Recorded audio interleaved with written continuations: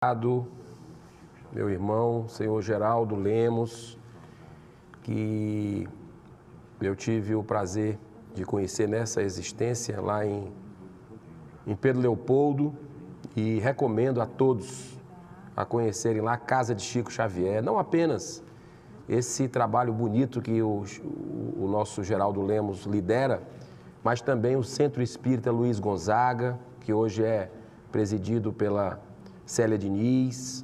Lá também tem o primeiro, tem os porões, lá onde Chico psicografou Paulo Estevão, que fica lá na Fazenda Modelo. Está lá intacto até hoje o local, e foi feito lá pela Federação Espírita Brasileira um espaço de reflexão. E aqueles caminhos de luz lá é imperdível. Aquela cidade é algo assim de arrepiar mesmo a energia da cidade que Chico Xavier escolheu para nascer. Geraldo, muito obrigado. Eu imediatamente passo a palavra ao senhor Oceano Vieira de Melo, que é um produtor cinematográfico, um historiador também, pesquisador da vida do Chico. Ali atrás dele, eu já estou vendo ali, vocês estão observando, daqui a pouco vocês vão ver, olha aí.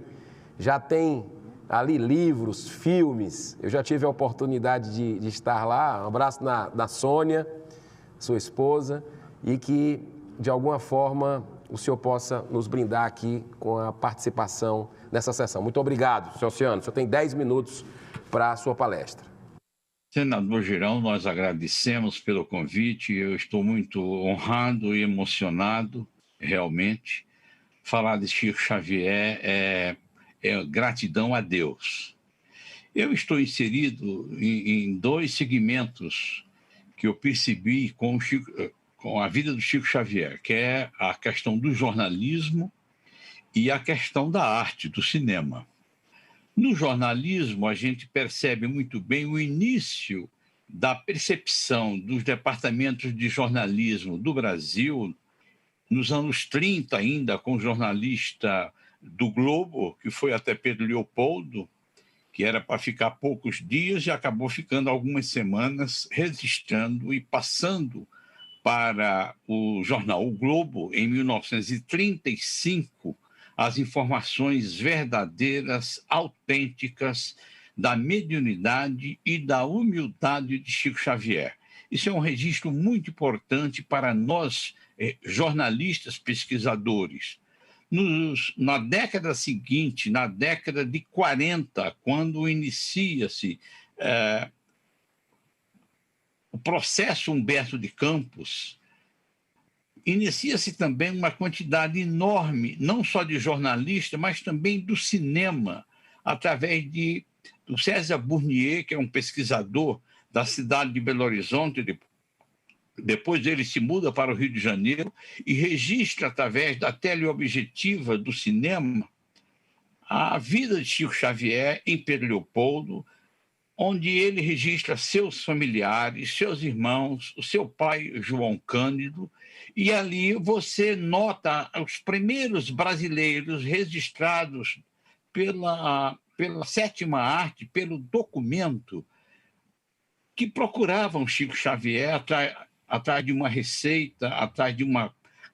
Naquela época não existia ainda com intensidade a psicografia consoladora, mas sim o receituário do Dr. Bezerra de Menezes, do Dr. Dias da Cruz, onde nossos irmãos brasileiros o procuravam para poder obter um receituário do mundo espiritual. Isso na década de 40, quando inicia-se também o recebimento por parte do Chico dos livros de André Luiz, do espírito Carlos Chagas, onde esse nobre espírito cientista brasileiro faz revelações do mundo espiritual, tem a autorização de Deus, de Jesus, para nos revelar 30, 40 anos antes o que a ciência acadêmica descobre logo depois para poder nós termos essas informações preciosas através da mediunidade de Chico Xavier. Ainda nos anos 50, um médico da cidade de Araras, o doutor Lauro Michelin, e sua esposa, a dona Maria Aparecida, vai até Pedro Leopoldo, registra também para o cinema. Naquela época, antes de começar os filmes nas salas de cinema, passava-se, quem não se lembra, né, dos jornais antes das estações, da exibição do filme. Então, o jornalismo sempre esteve presente na vida de Chico Xavier. Alguns deles maliciosos, mas depois descobriram a excelência de Chico Xavier como ser humano e como médium espírita cristão. Depois se rendiam. Nós temos declaração de alguns jornalistas onde eles afirmam que depois que eles entrevistaram Chico Xavier, a vida deles mudou para sempre. Então, ainda nos anos 50, nós temos esses registros importantes do cinema, do departamento de jornalismo de algumas companhias cinematográficas. Nos anos 60, o jornalista Jorge Resini acompanha Chico Xavier e o médium Valdo Vieira até Nova York e registra para a história Chico Xavier abrindo um centro espírita em Nova York, visitando o Metropolitan, o Museu Metropolitan de Nova York, a Library de Nova York. Enfim, ele foi até os Estados Unidos abrindo um centro espírita e lá o mundo espiritual na língua inglesa desce e Chico psicografa livros em outros idiomas, no idioma inglês. Então, nós temos todos esses registros no jornalismo. Mas foi a partir de 1971, quando ele foi convidado pelo Departamento de Jornalismo da então TV Tupi, Canal 4 de São Paulo, para participar do programa Pinga Fogo, onde jornalistas, inicialmente no primeiro Pinga Fogo, jornalistas o desafiavam, querendo saber, ou talvez até maliciosamente, mas ali eles se renderam a um homem ímpar na história humana. Eu digo isso como um pesquisador e não como um fanático religioso. Chico Xavier captou do mundo espiritual para todos nós a essência do Evangelho de Jesus, trazendo a boa nova para mais perto do povo, do nosso povo, das pessoas que querem estudar o Evangelho de nosso Senhor Jesus Cristo. Na década de 70, os departamentos de jornalismo de todas as redes de televisão do país faz programas especiais, sobretudo a Rede Globo de televisão, onde ela dedica vários programas, Globo Repórter, Sexta Super, Sexta Especiais, no programa Fantástico, destacando a figura de Chico Xavier como médium, como ser humano e como um grande sábio e filósofo que ele era e é, porque as pessoas veem Chico Xavier apenas como um médium. Como médium, é o maior de todos.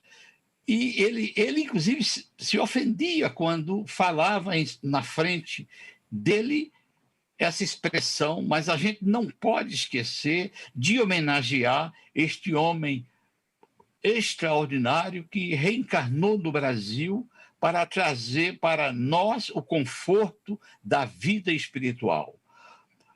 Por último, eu gostaria de destacar que Chico Xavier, sua obra, sua vida, já chegaram a ser relatados, filmados, deixados para a posteridade em 9 filmes, ou sobre a vida dele, ou sobre a obra dele. Não existe ninguém no mundo, a não ser Jesus, que tem uma quantidade enorme de obra cinematográfica.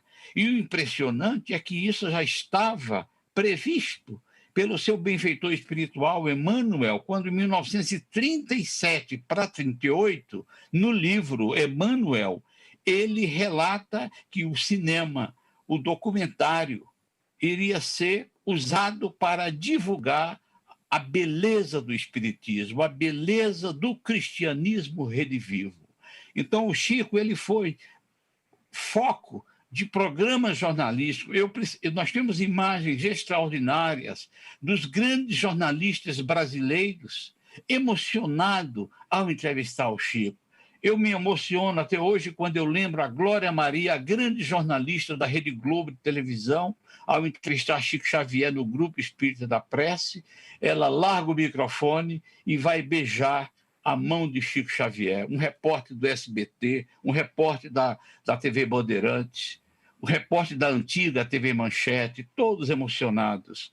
São pessoas que não têm uma religião definida, mas ao chegar perto de Chico Xavier, sabia a pessoa que ele estava chegando perto. Ele sentia essa atmosfera que todos nós, o povo brasileiro, sentia quando chegava perto de Chico. Para terminar, eu queria dizer que no dia da sua desencarnação, nós estávamos na sala com meus filhos, com a minha esposa, e quando o Jornal Nacional entra em edição extra e anuncia a partida de Chico Xavier desse mundo, num gesto humilde, num gesto simples, sem preparação, sem nenhum tipo de fanatismo, eu chamei meus filhos, minha esposa, e agradecemos a Deus por sermos contemporâneos de Chico Xavier. Obrigado, Chico. Muito obrigado